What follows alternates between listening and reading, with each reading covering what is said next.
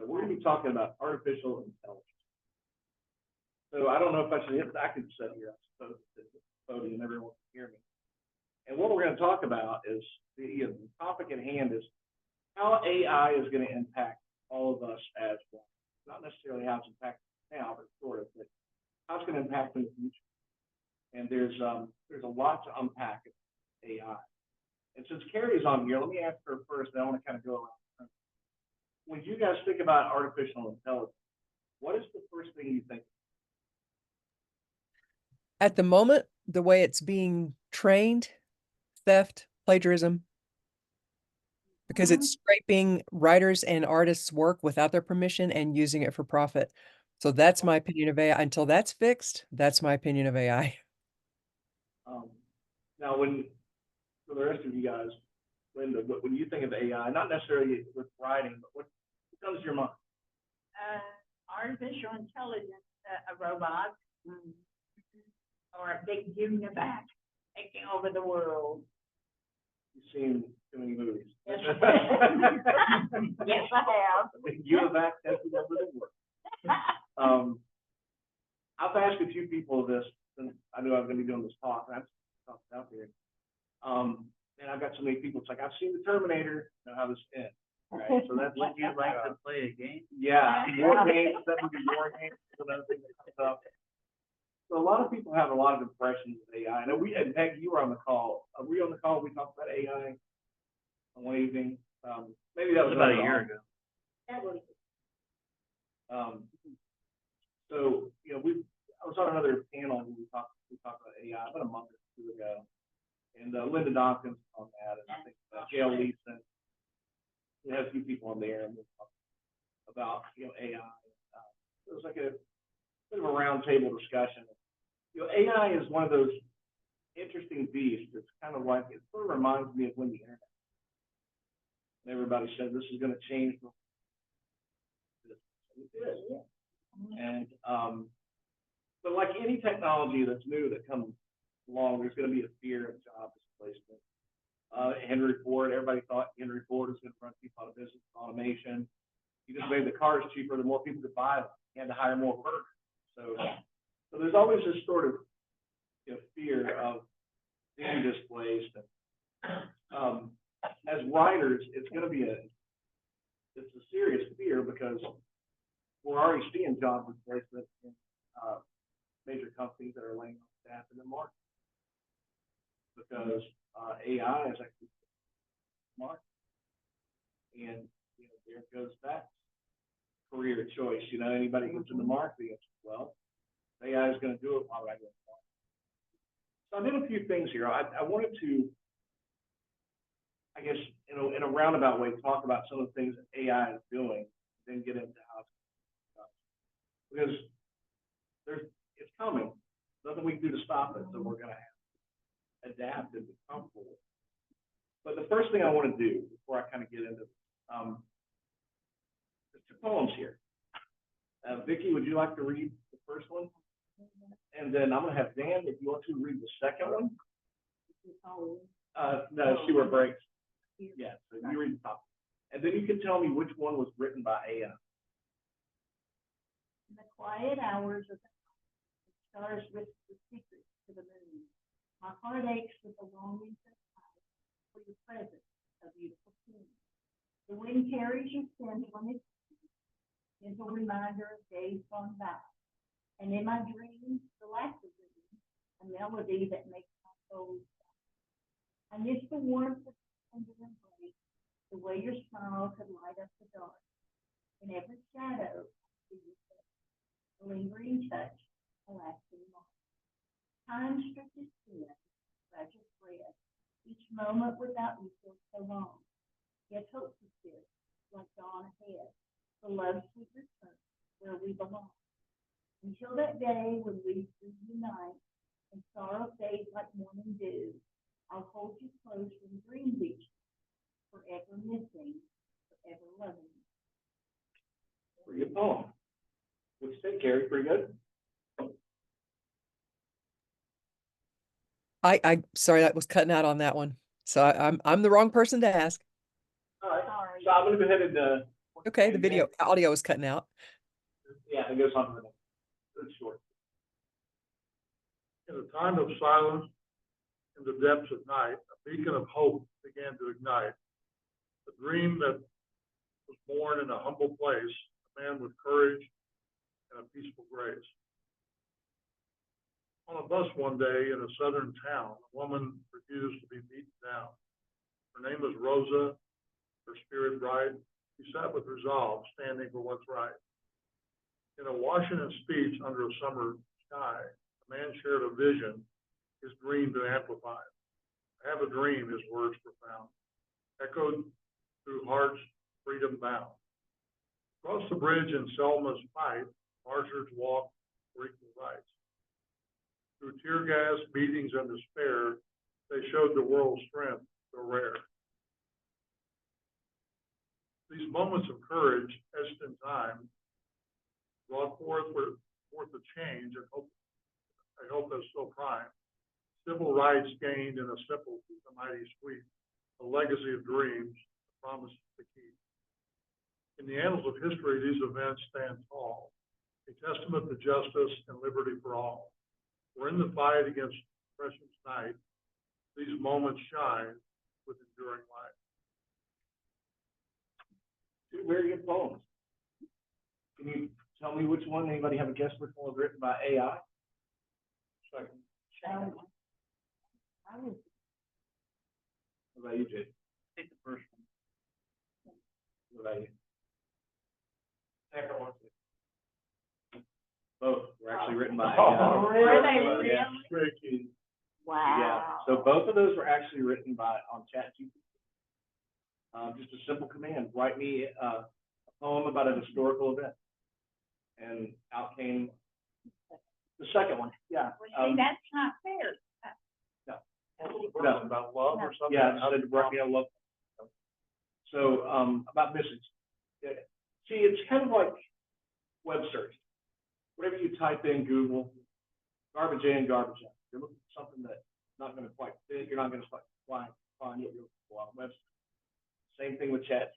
The more specific you are, the more specific you're going to get. This comes in very handy for people who aren't writers that have to write stuff. Take, for example, my little nonprofit. I can't afford to go out and hire somebody that's a grant. I sure can use ChatGPT to write a pretty impressive grant. As a matter of fact, I've already done 2 of them and compared them to ones I found on the web that other people wrote. And a good friend of mine who's works in the public school system on the Tennessee side here, she said that she uses ChatGPT right there grant requests because they don't have, they don't have budget to hire. So our grant writer is going to be going the way of the dodo bird? Not necessarily. A lot of people think, yeah, they would. You could write a grant, but if you don't know who to get it to, how to tweak it to what people are actually looking for, that specific organization, then ChatGPT is going to be you're going to get the same sort of template over and over. I mean, you might get some differences based on what your grant request is for, but nothing beats those human contact. So could they use it as a tool to help enhance their job? Yeah, make it a little easier. Can I tell this thing to write me a novel? I probably could. And it would probably not be, it would probably be pretty dry. Not good enough yet to capture, like, you notice these poems, and I would love to ask Jesse Graves. Maybe I'll bring these in as well. The thing about the poems, they don't touch on especially the love poem about missing someone is nice, it rhymes. But did you feel anything, feel any heartstrings? I didn't. It didn't have that first feeling that I was reading it and the words were there, but the feelings were not. But the words were great. Yeah, the words. But yeah, the feeling, that's the thing, AI can't, not human. So there's certain things that you can do a lot of great things with. Now, will it eventually get there? That's possible. Probably down the road. Hope that it knows it can mimic human feel. But that's up to us as we develop. And here's something about AI before I get into a little more history of this, and the pros of how it's impacting our society in good ways. But remember when the internet came out, it was such a big deal, and everybody said it was going to change everything, and it did. And in the late 90s, you had that investing, you had that bubble that went. A lot of those companies that started that revolution, not around. If you look at the biggest companies that are here now, Google, Amazon, NVIDIA, that's been in the news a lot. Who's the other big one? Facebook, Meta. None of those companies existed when that big revolution was taking place. So the point is, a lot of the first people through the wall are always the ones. So a lot of those companies fell on the wayside. And then companies that understood it could do it bigger and better took the reins. Now you have these companies, Meta, Google, you have Facebook, Meta, Google, you have Amazon, Apple, all these companies are jumping into AI, and NVIDIA seems the one that's taking the lead. Apple is like bringing up the rear. So, I mean, and Apple's around for company. So, will these companies be making an impact on people? Probably to some degree. But 10 years from now, when AI is more prevalent and useful in our society, will those be the leading companies? History says maybe one of them, but probably not. There were ones that come along that do it better. But the thing we need to, I think, talk about with AI, and Carrie mentioned this earlier with plagiarism, we need to have, what we didn't do in the 90s was have a public discussion debate about the future. We just let it grow. You know, you can put your news on there. And then, of course, as the technology developed, it got high speed. Now you can watch TV on your internet on your phone. It's crazy how that well, but 70% of the internet pornography. Why we should have had a important discussion culturally about how we were going to that technology impact. And you know, and that's that touches on like base human, cravings. Just I don't like this stuff, but it's out there. Is AI going to be 10 years from now? We're going to have the same problem with AI that so much of it being born toward something that is not helpful to society, and when we can do so much. Well, yeah. So OpenAI is a company that leads ChatGPT. They recently, last year, they hired this group. Like, well, we're going to have this group to keep this sort of in check, and then they decided to play something like, I don't know exactly, very recent. And I thought, okay, so we're not going to have that moral discussion. And this is something that talk shows probably need to start, like popular shows that I watch. What's the one on Fox? Gusta, right? I would love to see a segment on the moral uses of AI, and let's start having that discussion how we're going to make it efficient in society now, so that we don't have a technology that ruins a generation. All right, so that's kind of my 2 cents I want to throw out there about the importance of why we all need to discuss it now. But I looked into a little bit of the history, and I didn't realize this at the time. But when I was in grad, I subscribed to this email, and I would get something from something called Neural Net. I'll get these emails, what they were doing, their research, and all that. This is something that fascinated me as a grad student, and I kind of followed this. But then it was kind of over my head. I didn't understand a lot of it. But actually, after World War II was when people started their research into artificial intelligence. This goes back to the 50s. And then in the 50s, they started with neural networks, things like that. And where did it all go? In the 70s and 80s, it was sort of a drive-through part of the 90s. There wasn't a lot of interest for that. Not a lot of money. But then as the internet came on in the early 2000s, more money started getting. And now all we hear about is chips from NVIDIA, right? A friend of mine actually was joking around earlier when he emailed me for my birthday. He's like, Yeah, I'm loving NVIDIA. I just think paying for my retirement. Okay, great. Good luck with that. You know, the thing is, yeah, it has such a long history of how it came about. It's gonna have all kinds of applications, health, medical applications, military applications. When you think AI, self-flying drones, that's AI. That AI is going to prove safe on the battle. Probably a good thing, right? Not that anybody wants war, but so I did some research and took some notes, and I've printed some things out here. I just wanted to kind of some of the takeaways.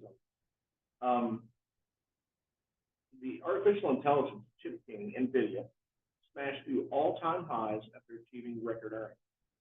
That's that same headline as the last report. And even though they have a high bar set, they keep smashing that bar. Chip sales of AI chips quadrupled or quintupled over. And one commentator said, "I've never seen this kind of rapid growth from a multi-trillion-dollar company before. Nobody has, because it's never happened in our history." So if you look at it, this thing obviously has legs and it's not going to stop anything going forward. And this is going to impact every industry. The AI build out is the largest infrastructure project ever. By infrastructure, I mean serious infrastructure. This year alone, Microsoft, Amazon, Google, and Facebook will spend over $170 billion building data centers. Over the next 3 to 4 years, companies will spend more money on chips servers than the U.S. government has spent putting a man on the moon or building America's highways. That is incredible. And everybody sees how it's worth it. Here's one little example. I've stumbled across this article and I've done business research. Alaska Air Group. Everybody heard of it? So they saved 500 million gallons of fuel last year thanks to its AI navigation system. 500 million gallons. You know how much money that? I mean, it's a lot of money. So at that point, everybody in the airline industry, hey, we got to get some of this AI too, all right? So let's go do that. So everyone's starting where they need to get this implemented, and it's not just airline, any logistics. They're looking to cut corners and save money. Inflation is horrible. Fighting all them too. Even companies like Walmart.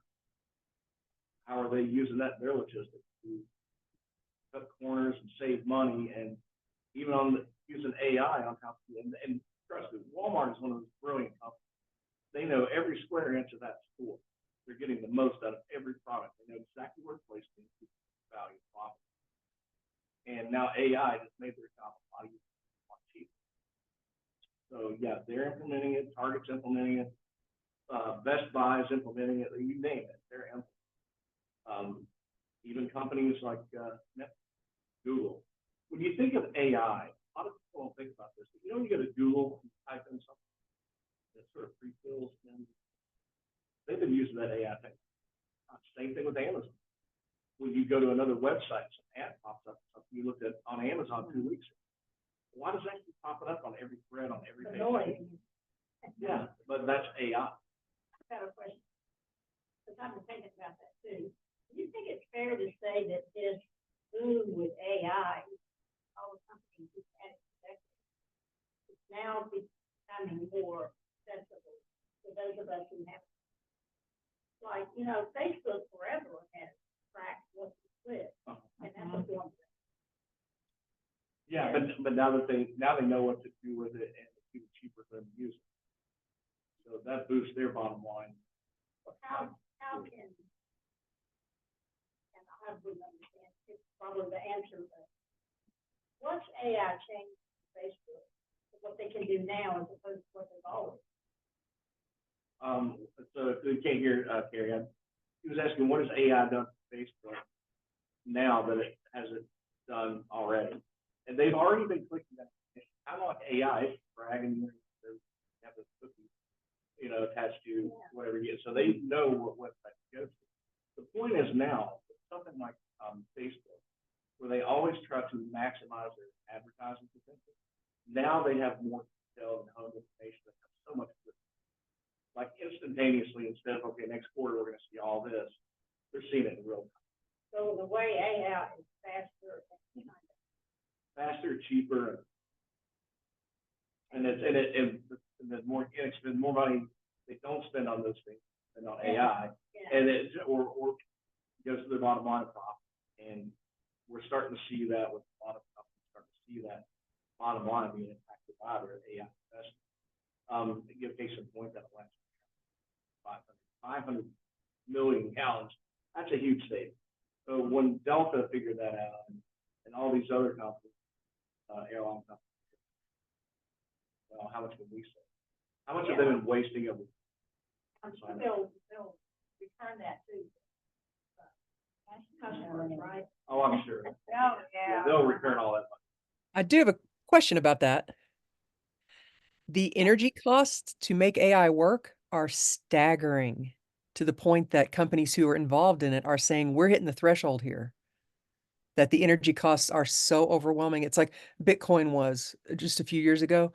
Now, at the costs of the computer facilities that make AI work are likely to gobble up any fuel savings. It's overwhelming.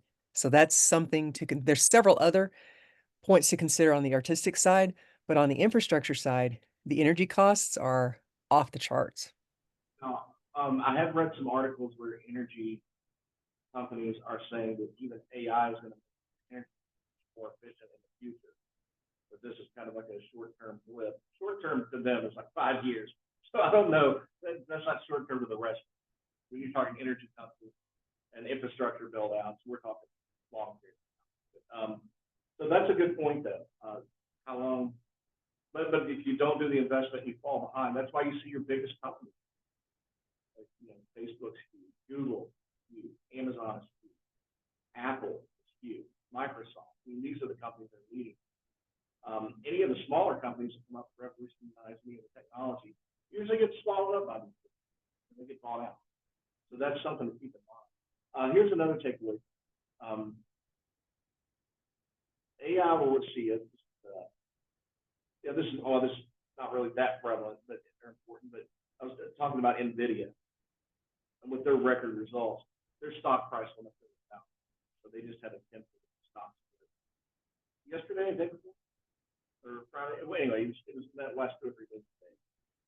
But that's just noise. So a lot of people think, with their stock, it's really no big deal. It's still the equivalent of what the value of, technically speaking, stock isn't any cheaper. It's like if I handed Vicky a $10 bill and she gave me 10 ones, same thing. So, doesn't make anything cheaper. But I just wanted to kind of a couple other things here.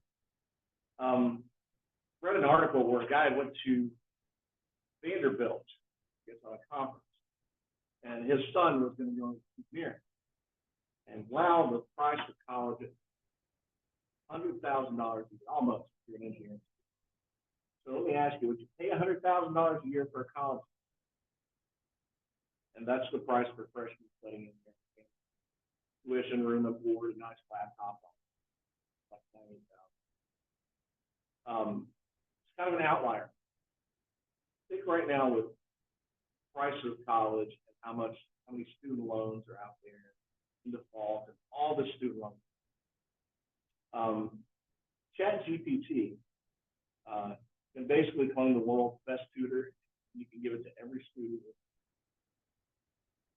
Robot tutors are like hiring a person to coach your kids, according to the article, but for a fraction of the cost. How long before AI can teach an entire 4-year degree for next free? It means that less teams are going to be willing to fork out $100,000 a year. We're going to need a lot more AI infrastructure to power up GPT universities. So that's an interesting question. If you can already get that information, that student, from AI software like ChatGPT, and there's several others. It's not the only one. There's several. But I think even Elon Musk. So if that's the case, how valuable is college gonna be before we have AI? Can they issue this free? As long as it's accredited by whatever, that students are passing it. The AI's gonna provide the product, the essay, right? I mean, and will the student have the knowledge, or will the student only feed in the AI? That's the problem, right? Yeah. So, but I'm just thinking about in the future, this guy was in the future, how long before AI starts to place, you know, that if you get, or tutors, you can already ask AI to write an essay. Matter of fact, my sister's a school teacher, and this is an issue they've had in school, just down the road at Patrick. So when they have students write this stuff, they have to go through a little bit closer, it takes more time now to get through all these essays, because now they don't want to plagiarize it, you know, having their essay homework done in 5 minutes, not learning. So it's a problem now, but again, that's where we need to start having that discussion about, okay, what are the rules around it? How are we going to monitor kids in school, make sure they're learning and not spitting out what? There are AI monitors Yeah, that that looks for key patterns, stuff like that. yeah. So That the yeah. teachers can, I mean, it created a secondary market, so a secondary Yeah. product. Yeah, so Jason made a good point. There are AI monitors, secondary products that you can feed these essays to, and it'll tell you about the pattern. Oh yeah, it's caused, there have been prizes revoked in art competitions, and it blew up in Sports Illustrated's face in a huge way just recently. They decided to have some AI articles, and boy, did it blow up. Partly because you can't copyright huge portions of this, and any reputable fiction magazine bans using it. So if you submit to, you have to certify to most reputable fiction magazines that you're not using AI, and they'll pull it. So it's very dangerous right now for a creative person to dabble in.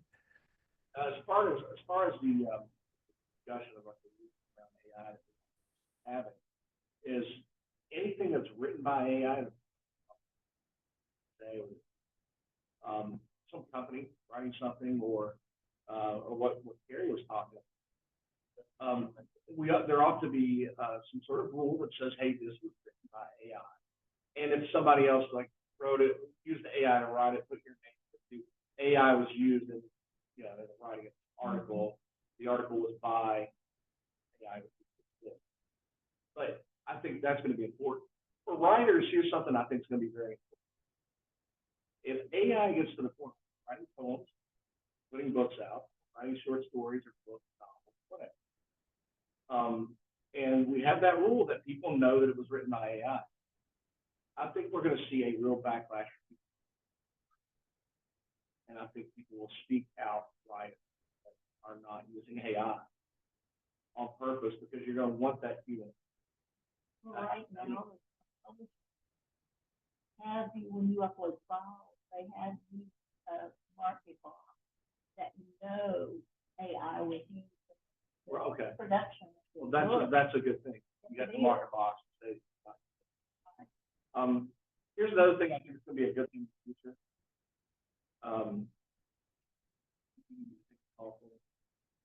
Okay, I'll just.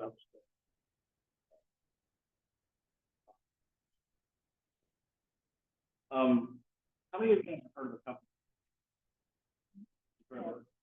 Self-driving taxi? Now, a lot of people are like, oh, self-driving. This is, you know, they've tried this before. We've seen these things crash. Well, they used to use them in like places that weren't hard to, you know, where the road conditions were suburban, right? You see self-driving taxis because, you know, not a lot of traffic, a lot of room, not a lot of turns. Well, Waymo is a company now with self-driving taxis, and they don't care what the roads are like. And it's a company that's by Google, and they're chauffeuring folks around the streets of LA, San Francisco, Austin, and DC. So I read another article where got downtown DC a few weeks ago and spotted a Waymo robo taxi cruising down the street, and it was bizarre to see a car with nobody behind the steering wheel. Okay. how often do they use it? That thing, you know, it's just very little. A lot of people think it's not very prevalent. Waymo is serving 50,000 rides per week. That's a 5-time jump in just a few months, and far higher than what. Would you have guessed anywhere near 50,000? I would, if they were in those 4 cities, I would have thought, I don't know, 50, 100 a week. Yeah, 50,000 a week. So a lot of people are like, yeah, I like my. How do you like my car too? And you know, some people think, well, that could be dangerous, self-driving. But with AI technology now, it's literally having on the side of your head. Very large. Yeah. Traffic is horrible. Traffic is horrible, and they're going around, and there's no accident unless somebody's hit one. So this guy's used.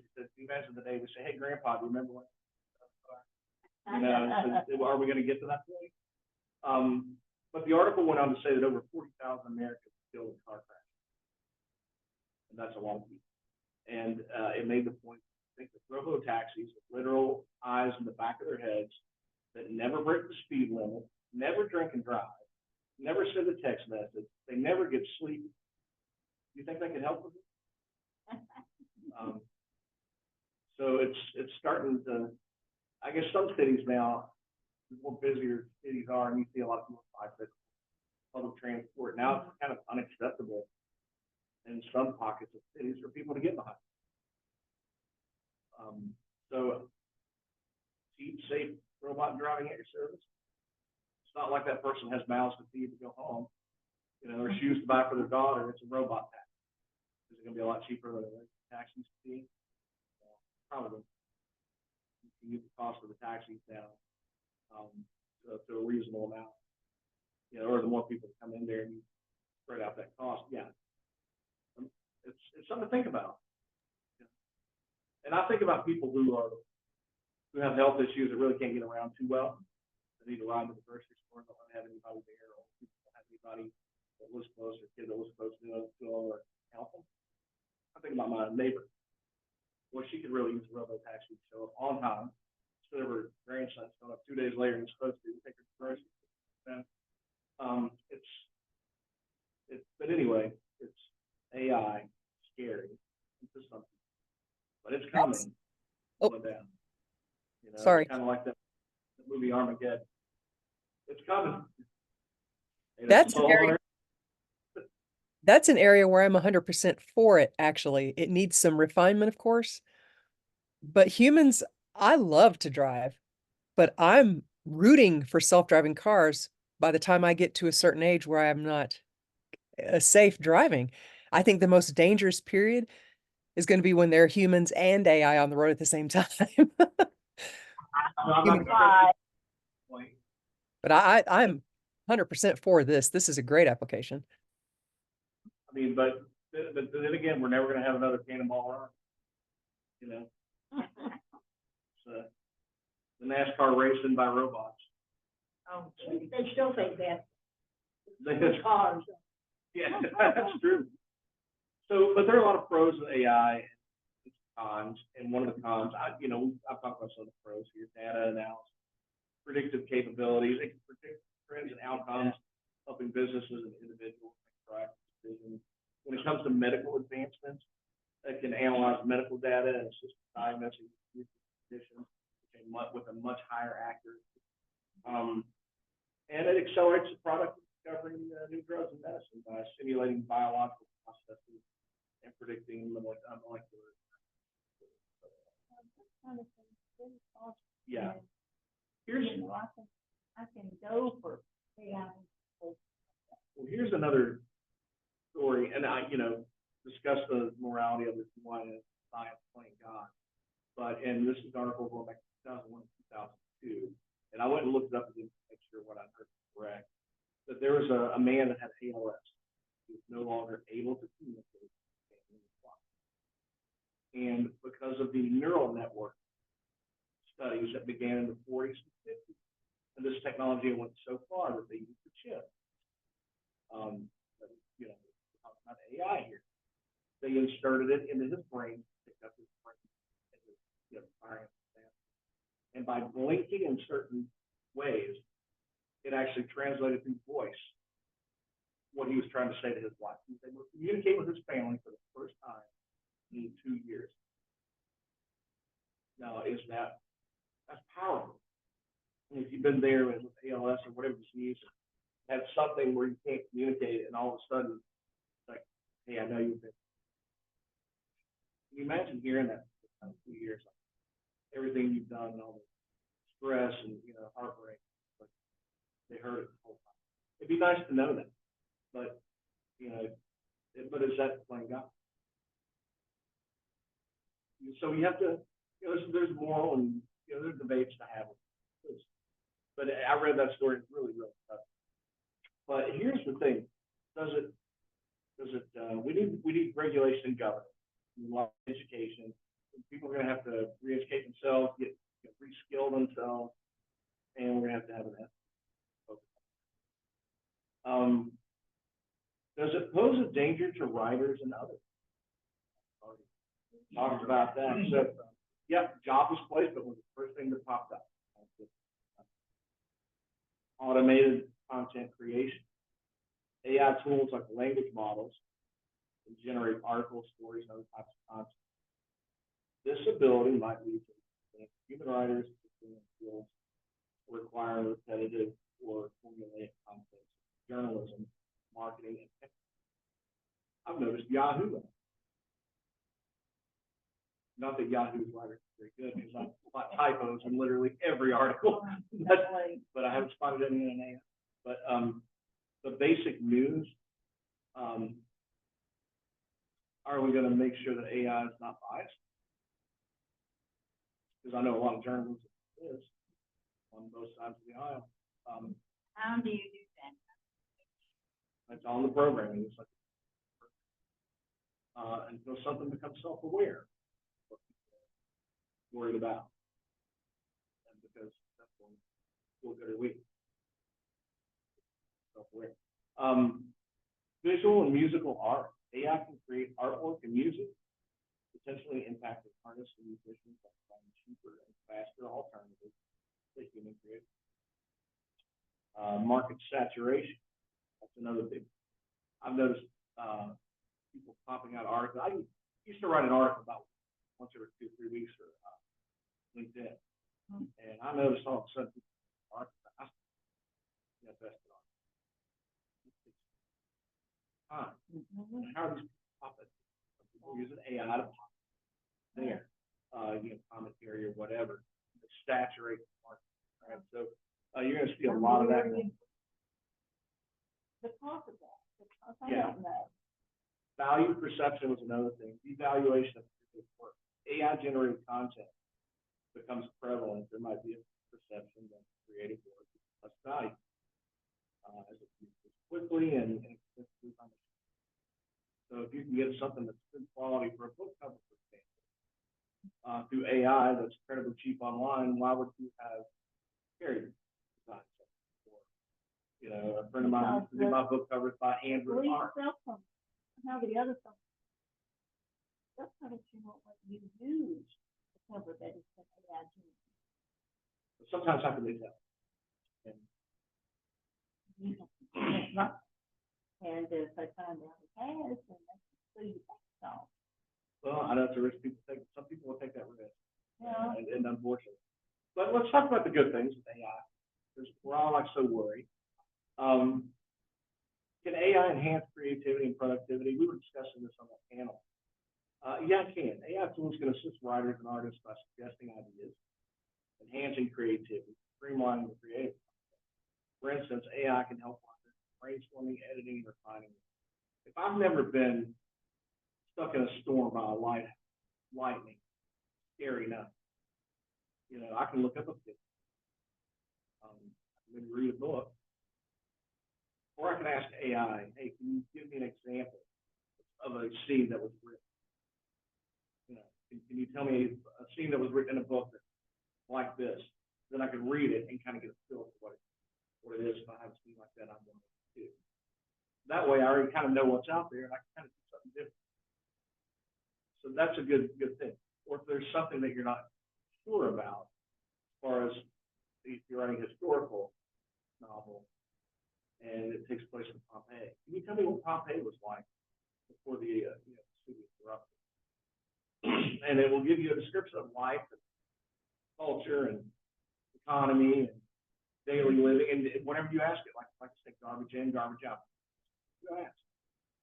So instead of going to the library and picking up a book, reading a book about Pompeii, well, AI just gave you the book, and that can help you speed up your own writing process, creative process, which I think that's not plagiarism, it's learning. Because you're going to go to the library, same book that they scraped up. But then you have to be careful that what you're pulling up doesn't become part of the Exactly. story or book. But also, even if you want to check the book out of the library, what you read.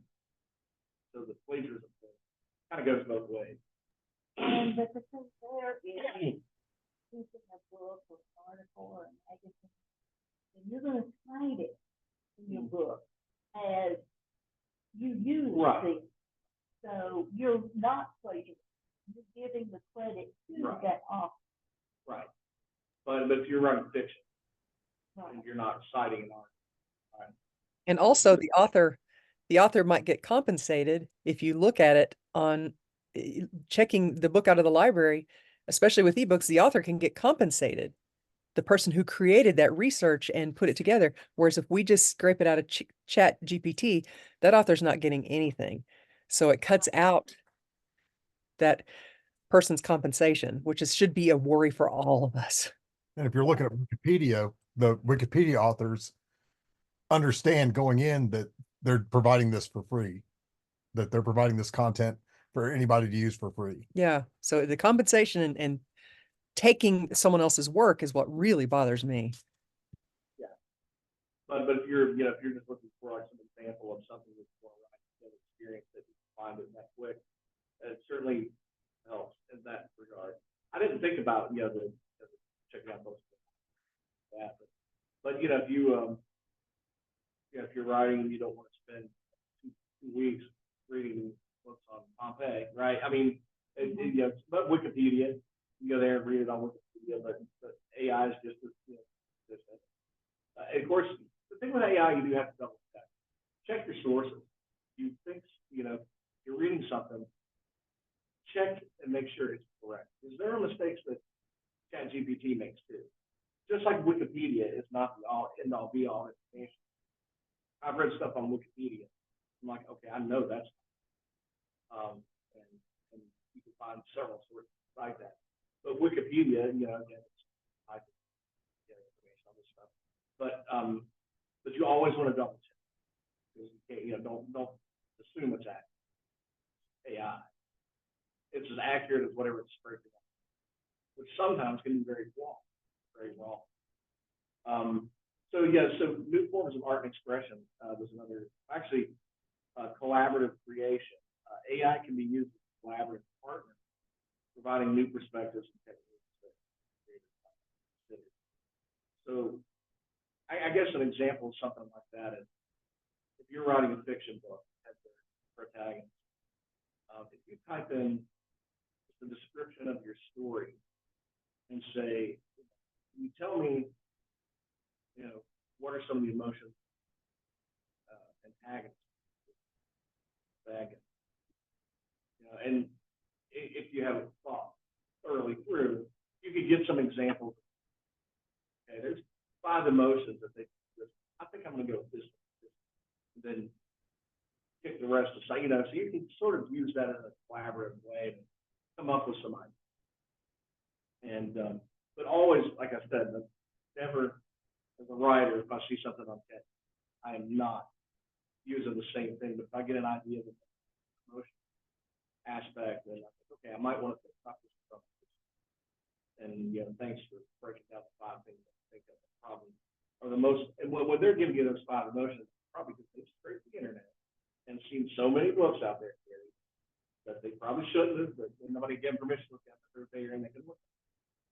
They're probably taking the 6 emotions of an across all books. So statistically, that might be you're referring to and whatever.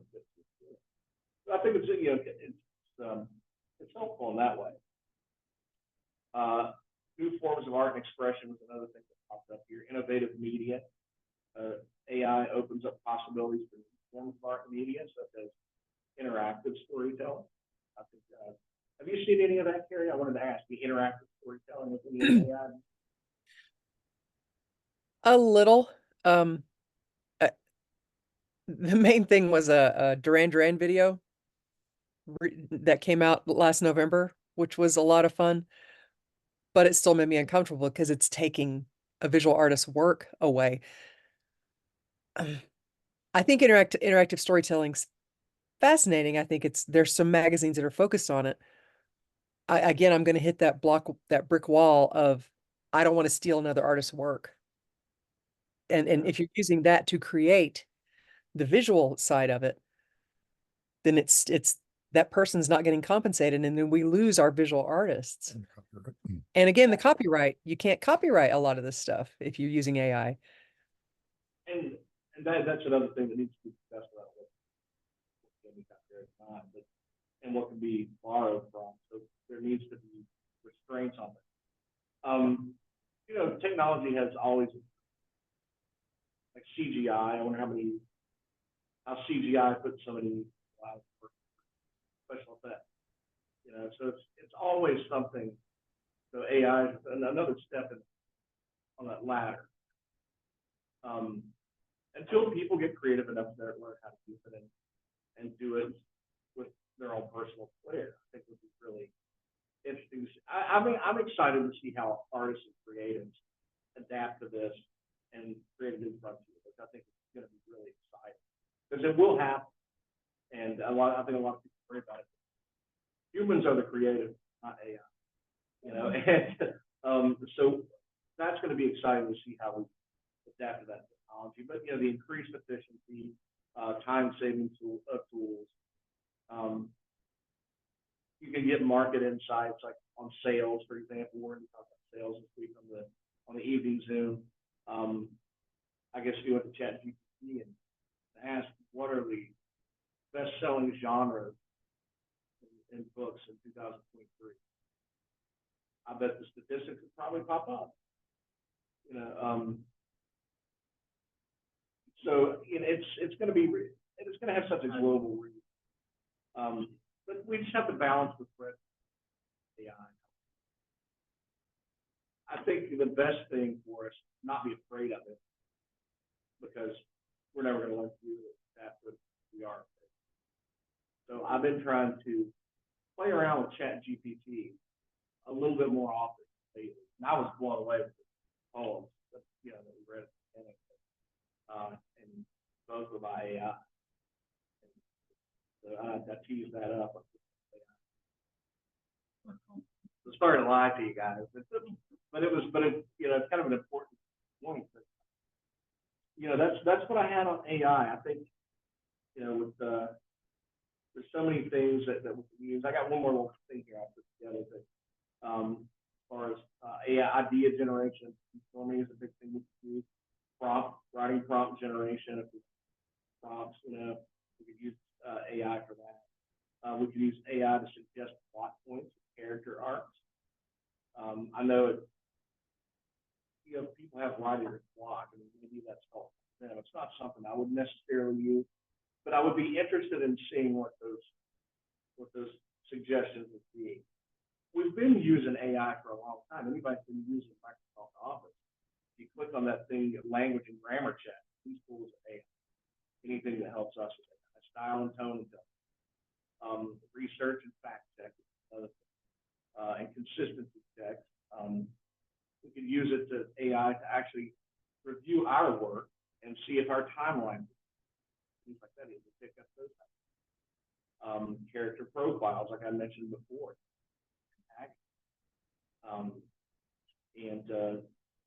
It says here dialogue assistant. I really personally wouldn't use that. I read, you know, a list of things that these AI tools can do for us. But, story structure templates, content expansion and editing, and then personalized feedback. I wouldn't say personal. But then collaborative writing, and then it can also give suggestions on marketing. So, I mean, again, what you put in there and what you ask it is, you know, garbage in, garbage out kind of thing, like I said. But as far as creativity and real originality, I really think that human creativity can't necessarily be replicated. Will it ever? Maybe.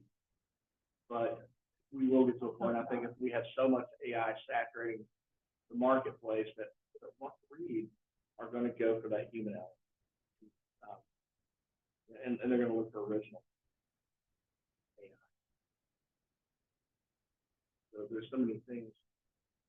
We write novels and some, you know, might come up with something that's completely off the wall, off the radar, or anything AI would.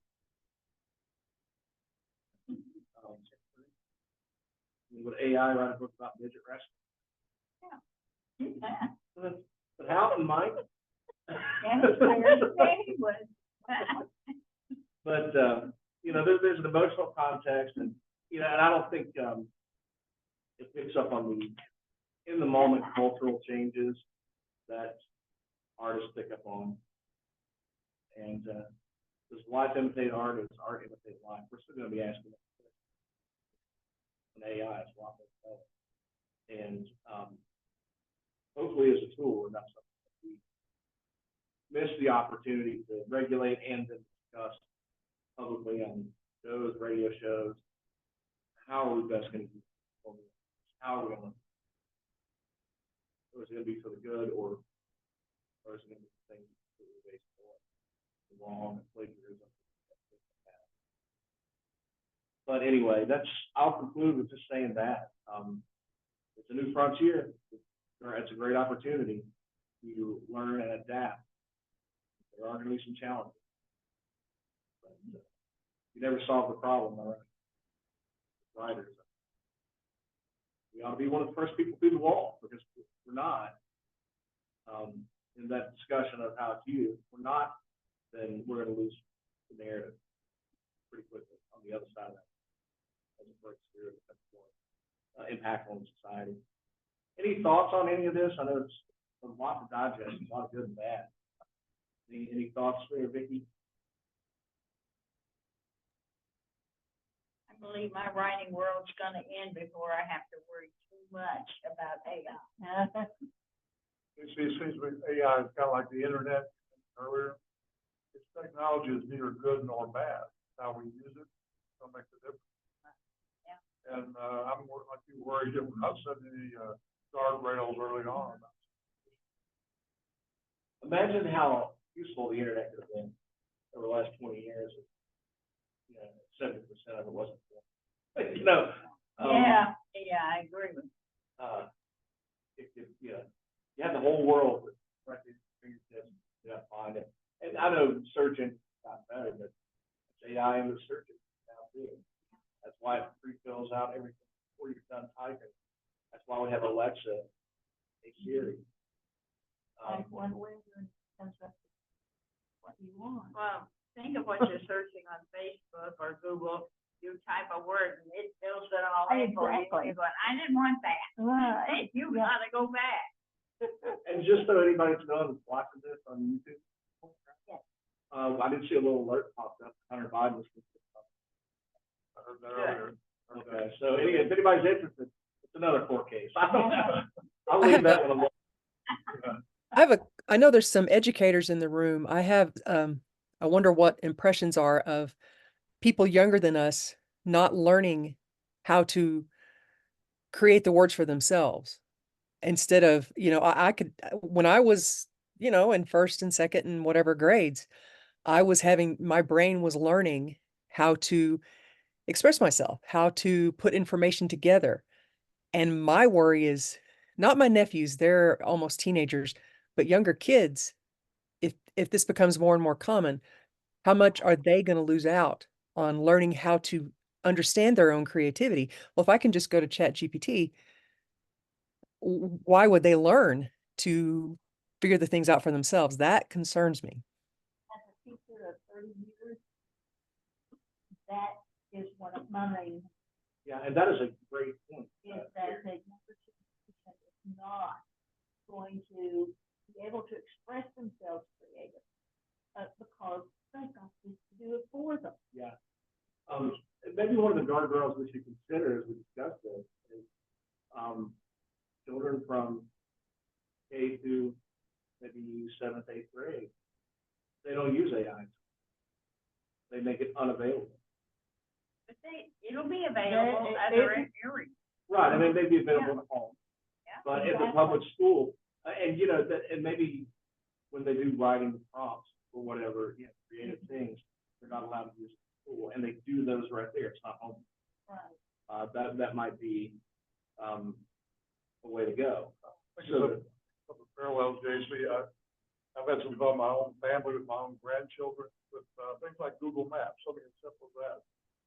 My grandchildren don't know how to what a map is, haven't read a map. And they, as far as they're concerned, you go from New York, Virginia via Iowa. Because it makes no difference. They do what smartphones say. Right. And they've lost all that context of things as basic as north, south, east, west. Right. Which would be like common sense. It's pretty fundamental. It seems to me it's gone.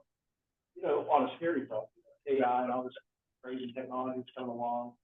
Hey, if the power grid goes out for a month, we're all in the dark ages anyway. Well, we Right. might want to learn how to fire and have a dark. So let's go back to that. Because you can't go to the grocery store because, hey, guess what? The internet's not working. You can't use your debit card. Right. And they probably don't know how to use them.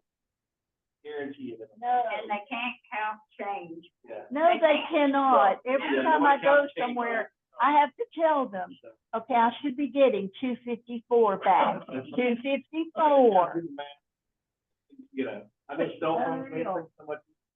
Now it's everything's getting too easy that you how to learn, forget how to think, and that's kind of the scary. Yeah, they do. But anyway, that's all I have today. One more question, since there's writers in the room. I'm sorry, say that Thank again. you, Gary. Since there's writers in the room, one of the things I find I get out of research, because I'll go, now I understand Wikipedia can be sketchy, but it's also edited and reviewed, and it also has all the citations and links at the bottom, and also reading a book or something like that. So many times when I'm looking at something, one odd fact will combine with another odd fact and makes that big creative boom in my mind. And that Mhm. can either create a story, or it can make a story go in a different direction, or there's some tiny little detail I might look at in an article that, oh, that little piece of glass that they, it was some odd thing, can really bring a story to life. And that's another concern of mine, is I'm not necessarily going to read. I'm writing a cozy story right now, and I'm setting it in Maine, where I don't live. I'm going to look at a few things online. I'm not going to read a bunch of books, but there are odd things I might miss if I go to Chat GPT and say, tell me about Maine. Those odd little details and that creative explosion in your mind from your research might fall to the wayside. What do you all think about that? Now, Yeah, that's a good point. I was writing a story and I had it in Vermont, with snow, a lot of snow, and I did a lot of reading on Wikipedia and went to the actual Vermont page to look up things, because I wanted it to be, places that were real in Vermont that people would recognize. And, so I like to do the research. I've always been a researcher. Yeah, so what can be lost? What you don't get, and that's, like I said, the more specific you get. But it's the same thing with the website. The more specific you get with the website, the more what you're looking for. And sometimes, I wish I had unlimited money. So instead of looking online and reading what you need about Maine, I just go there. Just, yeah. I think a week ago Wouldn't that there. be nice? The only time I've been able to do that was and then I drove down to Elberton to work God stuff, and then went into town to Elberton and get a feel for how they felt.